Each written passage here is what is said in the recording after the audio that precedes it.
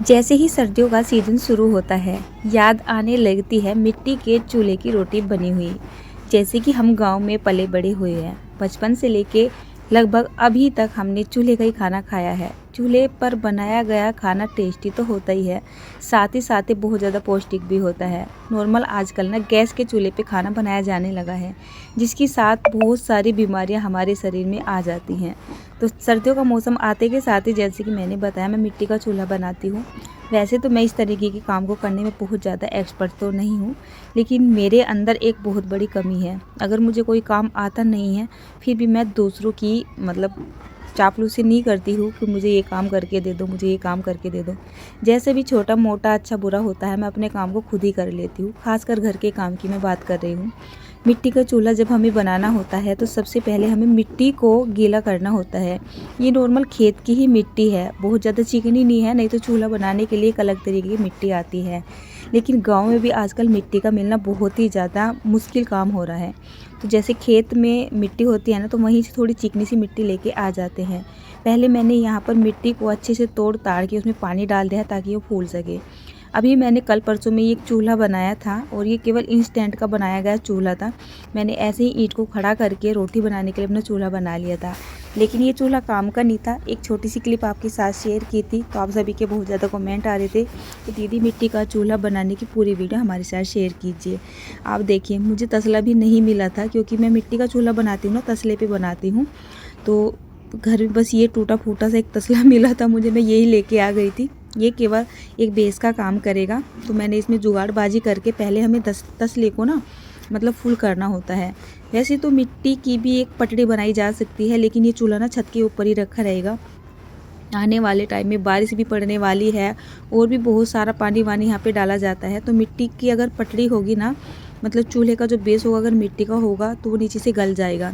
अब ये जो तसला होता है ना, मैं इसमें चूल्हा रख लेती हूँ हमेशा। और जैसे कि ऊपर की तरफ सबसे ज़्यादा खुला है ना, यहाँ पर चारों तरफ से खुला है, तो सर्दियों में हवा वगैरह भी बहुत ज़्यादा चलती है।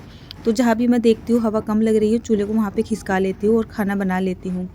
मिट्टी के चूल्हे पर बनाया गया खाना हमें बहुत ही ज़्यादा पसंद है, खासकर रोटियाँ। सर्दी के मौसम में मक्का की रोटी, बाजरे की रोटी बनती है ना, तो वो गैस पे अच्छे से सिकती नहीं है। इसी वजह से मैं मिट्टी का चूल्हा बना के रखती हूँ। साग वाग भी बनाना होता है, और साथ ही हम पूरा दिन छत के ऊपर ही रहते हैं, क्योंकि थोड़ी बहुत जो धूप लगती है ना, यहीं पे लगती है। नीचे हमारे यहाँ पर एकदम पैक है, वहाँ पे धूप नहीं लगती है। अब तसले को मैंने अच्छे से मिट्टी वगैरह से गीली करके इसको एकदम फुल कर लिया, बढ़िया सा कर लिया है दबा दबा के। तो ये हमारा चूल्हे का बेस बनकर तैयार हो चुका है।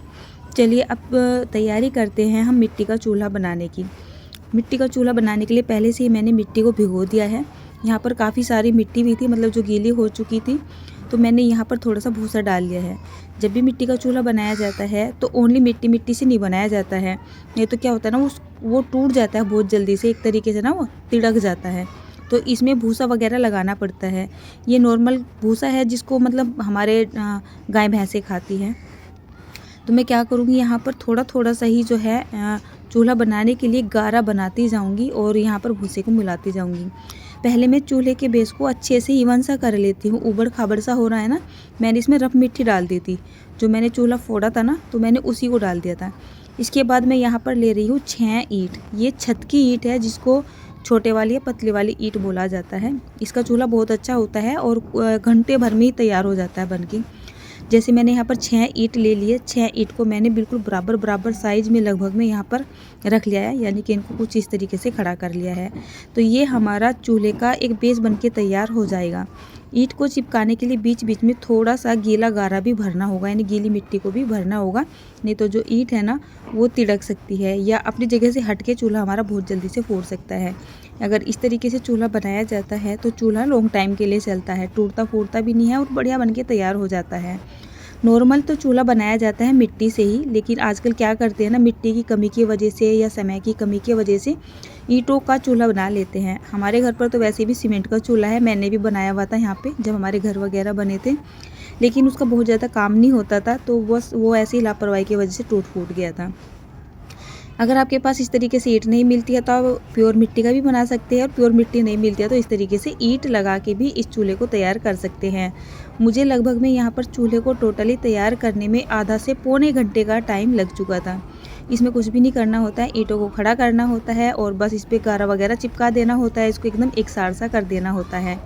ऊपर की तरफ इसमें बट्टे लगाए जाते हैं, मतलब कुछ इस तरीके की रोकथाम लगाई जाती है ताकि इसके ऊपर तवा और जो पतीली वतीली हम टेकेंगे ना, तो वो आसानी से टिक जाए और जो आँच लगेगी तो थोड़ी-थोड़ी सी आँच बाहर को भी निकलती रहे। अगर ऊपर ये बट्टे नहीं लगाए जाते हैं ना, तो फिर जैसे आँच जलती है और धुआँ निकलता है ना, तो चूल्हे में आँच अच्छे से जलती नहीं है। चूल्हे के ऊपर ये बट्टे लगे रहते हैं तो खाना बनाने में बहुत आसानी रहती है, आँच भी आराम से जलती रहती है और खाना भी आराम से बनता रहता है। चूल्हे के अंदर बहुत ज़्यादा धुआँ भी नहीं होता है। तो आप देख सकते हैं जैसे भी उल्टा सीधा मुझसे हुआ है, मैंने इसको एकसार सा कर लिया है। जैसे कि मैंने पहले आपको बताया है, मैं इस तरीके के काम को करने में एक्सपर्ट नहीं हूँ। शादी से पहले कभी भी हमने चूल्हे पे मिट्टी तक नहीं लगाई है, लेकिन जब ससुराल आ चुके थे तो तब तो हमें चूल्हा तक भी बनाना पड़ा। पर जो भी है जैसा भी है, ये छोटे मोटे काम मैं खुद से कर ही लेती हूँ। तो यहाँ पर हमारा ये मिट्टी का चूल्हा बनकर बिल्कुल तैयार हो चुका है। 1 से 2 दिन का टाइम लगता है इसको सूखने में। उसके बाद इसमें आँच जला के रोटी सेक ली जाती है। मेरे साथ तो एक इंसिडेंट हुआ था। शाम के टाइम मैंने चूल्हा जलाया और जैसे ही सुबह के टाइम में मैं खाना बनाने लगी, मेरी गैस ख़त्म हो चुकी थी। तब मैंने चूल्हे में थोड़े से उपले सिल गए, इसको सुखाया और खाना बनाया।